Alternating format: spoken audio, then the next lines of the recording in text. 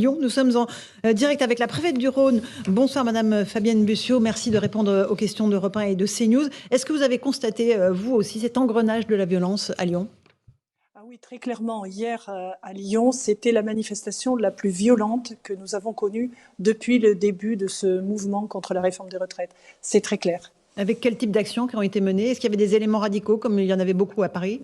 Nous avions 17 000 manifestants et devant cette manifestation, nous avions 2000, ce qu'on appelle pudiquement personnes à risque. Et parmi ces 2000, il y avait 1000 Black Blocs. Donc oui, nous avions vraiment une manifestation violente. C'est énorme, 1000 Black Blocs pour Lyon. Est-ce que certains d'entre eux étaient connus des services de police? Il y avait des fiches sur ces personnes? Alors écoutez, pour l'instant, nous avons fait beaucoup d'interpellations, 58 pendant la manifestation, déjà 8 après la manifestation. Ils sont actuellement entre les mains de la police, donc je n'ai pas les identités, mais ça, nous le saurons dans les heures et les jours qui viennent. Quel type d'exactions ont été commises, Madame la préfète? Comme ce que malheureusement vos images ont révélé, des actions d'abord anti-police graves. J'ai quand même eu 66 policiers blessés et contusionnés, 19 blessés, donc un qui est sorti du bloc cet après-midi avec des polyfractures, donc vraiment des choses quand même assez graves. Et puis des exactions, des feux, des commerces saccagés, on a quelques commerces qui ont même été pillés, des incendies allumés à l'intérieur des commerces. Bon, fort heureusement, nous avons pu chaque fois intervenir et les éteindre. Donc vraiment, la vie de nos policiers en danger, mais aussi la vie des habitants et des citoyens. Quand on met le feu à l'intérieur d'un magasin, chez nous c'était un McDo, eh bien très clairement, ça veut dire que on cherche à atteindre la vie. On ne peut pas ignorer qu'au-dessus, il y a des appartements et des habitants. Pourquoi est-ce qu'on ne peut pas faire d'interpellation préventive? Les Français ont beaucoup de mal à comprendre qu'on connaît ces casseurs qui viennent à chaque manifestation et qu'on n'arrive pas à les empêcher. Oui, je peux comprendre cette interrogation. Eh bien, il faut avoir des choses à leur reprocher pour les arrêter. Donc, c'est pendant, il n'y a pas de raison que qu'on les arrête de façon préventive, sauf si effectivement nous avions des éléments. Tous ceux que l'on a arrêtés après, on a maintenant des éléments contre eux. Et ensuite, c'est au cours de la manif, et parfois en cours de manifestation, il n'est pas évident d'aller les chercher au milieu d'une foule compacte. Il ne s'agit pas de mettre ni les manifestants ordinaires, je dirais, ni nos policiers en danger, et on les arrête plutôt soit en fin de manif, soit dès que nous le pouvons au cours d'une manifestation, et soit de façon, ça peut prendre des jours, des semaines, soit après une manifestation. Gérald Darmanin, ministre de l'Intérieur, a réclamé une nouvelle loi anti-casseurs. Est-ce que vous y êtes favorable? Qu'est-ce qui vous manque, encore une fois, pour pouvoir stopper ces casseurs? Je dirais simplement que tout ce qui peut nous aider et aider nos policiers et les manifestants qui ont le droit de manifester à faire que nos manifestations soient plus calmes et soient des manifestations raisonnables et qui passent des messages qu'ils ont le droit de passer, tout ce qui pourra améliorer sera le bienvenu. Est-ce qu'on n'est pas dans quelque chose qui est comme dans le pré-terrorisme? Non, il ne m'appartient pas de qualifier. Moi, il m'appartient de gérer au mieux, de faire en sorte que la protection des policiers, des manifestants et des biens soit assurée. Je me contente de ce qui est ma mission. Vous avez utilisé à Lyon des drones. Oui. Est-ce qu'ils ont permis d'interpeller des personnes? Alors, les drones ont été, moi-même j'en ai été vraiment surprise. Au-delà de ce que je pensais, les drones ont été vraiment très utiles parce que nous n'avons, comme vous le savez peut-être, pas beaucoup de caméras dans la ville de Lyon. Et les drones ont fait leur preuve de leur utilité parce qu'on a vu, je vais prendre un exemple précis, je crois que c'est ce qui est le plus marquant. On a un groupe qui est sorti de la manifestation parce que les Black Blocs savent très bien qu'on est occupé par la manif et qu'on ne regarde pas toujours ce qui se passe autour.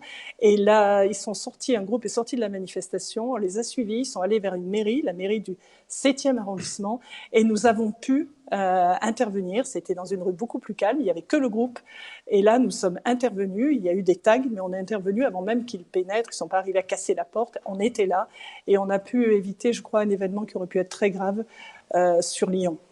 Avec combien? 33 interpellations, plus d'interpellations grâce à ces drones? Ah oui, très, très clairement, ces drones nous permettent. Alors maintenant, tout ça est entre les mains de la justice. Il appartient au procureur, s'il le souhaite, de solliciter les images que nous avons dans les drones. Et sachez que les premières comparutions immédiates ont commencé aujourd'hui et des images sont utilisées pour prouver les faits. Et je crois que cela est important pour montrer aux citoyens qu'on arrive à être efficace et que la justice peut passer. Une dernière question, est-ce qu'il y a eu aussi à Lyon, chez vous, des Black Blocs qui venaient de l'étranger? Ça a été le cas à Paris, il y en avait qui venaient de très nombreux pays européens.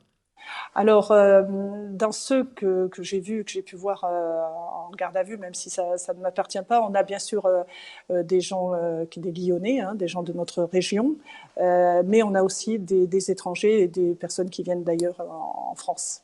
Est-ce que vous redoutez que la situation empire? Il y a une prochaine manifestation organisée le 6 juin prochain, Madame la Préfète. Écoutez, moi je ne redoute rien, j'organise, je rencontre les syndicats, je travaille avec mes forces de l'ordre pour que la situation se passe de la meilleure façon.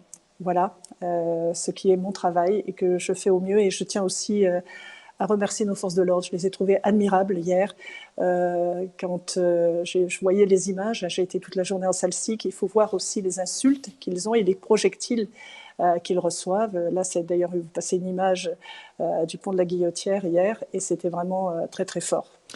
Merci beaucoup d'avoir pris du temps pour répondre à nos questions sur Europe 1 et sur CNews. Fabienne Bussiot, préfète du Rhône, merci beaucoup. Commissaire Vallée, quand vous entendez effectivement que les drones ont permis un certain nombre d'interpellations et que le problème que vous avez rencontré avec vos collègues à Paris, c'est le même qui a été rencontré à Lyon, comme à Toulouse, comme à Montpellier, vous dites que voilà, ça va encore être très compliqué pour les prochaines semaines? Vous savez, depuis hier soir jusque tard dans la nuit, puisque certains policiers à Paris ou en région ont terminé à des 2 ou 3 heures du matin alors qu'ils avaient pris leur service près de 13 à 14 heures la veille, ont vécu des scènes de guerre. Ça a été le mot unanime utilisé dans la bouche des policiers et des gendarmes avec qui j'ai échangé, d'ailleurs de tout grade et corps confondus. Vous savez, dans ces opérations de maintien de l'ordre, on a des commissaires qui gèrent les dispositifs, on a des officiers qui les épaulent, on a des gradés et des gardiens qui manœuvrent avec eux. Tout le monde est dans le même bateau, à galérer dans une galère, si j'ose dire, qu'on a montré sur vos images.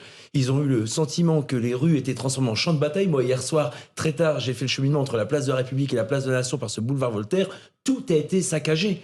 Et nos policiers, nos gendarmes ont été attaqués à l'arme de guerre. Des cocktails Molotov, de l'acide, des marteaux, tout a été mis en œuvre, une entreprise de démolition pour tuer du policier hier. Et aujourd'hui, plus que le citoyen, plus que les observateurs avisés d'opinion publique et de la vie politique que nous sommes, tous, il faut que nos responsables politiques prennent les dispositions, on y reviendra j'imagine, qui s'imposent, parce que sinon le 6 juin, on crée un bis repetita de ces 405 policiers et gendarmes blessés en une journée sur l'ensemble du territoire national, c'est énorme. Et j'ai une pensée effectivement sur ce gardien de la paix de la 12e compagnie d'intervention de la préfecture de police de Paris. Comment va-t-il ? Oui, je lui ai témoigné modestement mon soutien cet après-midi. Écoutez, c'est un policier qu'on ne reconnaît pas. Il a de l'ancienneté dans la police, ça fait 5 ans qu'il est dans les compagnies d'intervention, il vient de la province, on a beaucoup de provinciaux qui travaillent sur la région parisienne, et il a signé au sein de notre institution pour protéger et servir, pas pour se faire massacrer et se faire tuer par un cocktail Molotov où on mélange de l'huile par des Black Blocs qui veulent avoir l'assurance que ça accrochera parfaitement la tenue, parfaitement la peau, et qu'il soit brûlé au second degré. On est passé à côté d'un drame. En tout cas, c'est un policier qui s'est vu hier mourir et qui ne comprend absolument pas pourquoi il y a eu un tel déferlement de violence et cette volonté de tuer les policiers. Ça, ils l'ont vu dans les yeux de ceux qui étaient en face, c'est-à-dire ces individus radicalisés. Vous restez avec nous, commissaire Vallée. On fait une toute petite pause sur CNews et sur Europe 1. On entendra le coup de gueule de Gérald Darmanin tout à l'heure à l'Assemblée nationale. Il répondait aux questions de la France Insoumise, qui lui disait qu'il était 100% responsable de ce qui s'est passé hier. Vous entendrez la réponse de Gérald Darmanin. À tout de suite.